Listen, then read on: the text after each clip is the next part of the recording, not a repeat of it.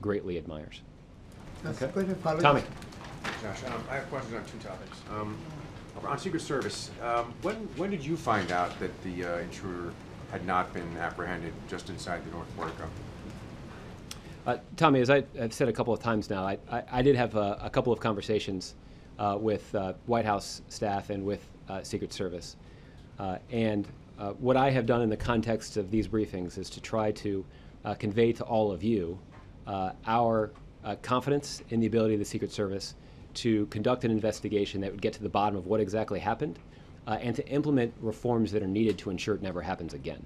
The President retains that confidence, and the President will obviously be watching, will continue to be updated, and is looking forward to reviewing the report when it's been completed. What I'm driving at is the confidence that you have and the confidence the public has in the Secret Service is obviously an important part of deterring people from doing what this man did. So I can understand if there was a decision once it was said that this is what happened, not to disclose it later, to protect that. But I mean, if it turns out, what I'm wondering is, did the Secret Service try to sell that to the President, to the White House, that he was tackled just inside there? And if that turns out to be the case, then it seems like maybe somebody should get fired for that.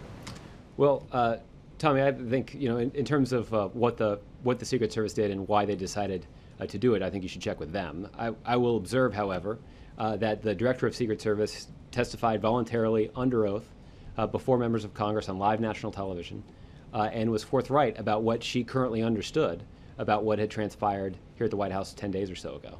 I think that reflects the commitment of the Secret Service, certainly the Director of the Secret Service, to being forthright with the American public about an issue of legitimate public interest.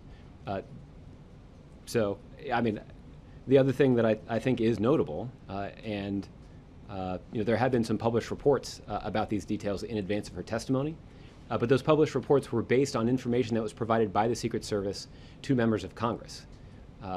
And it's no surprise to anybody in this room, and certainly isn't a surprise to anybody at the White House, that information that is relayed to members of Congress would A, possibly leak out to interested reporters, or B, uses information that is then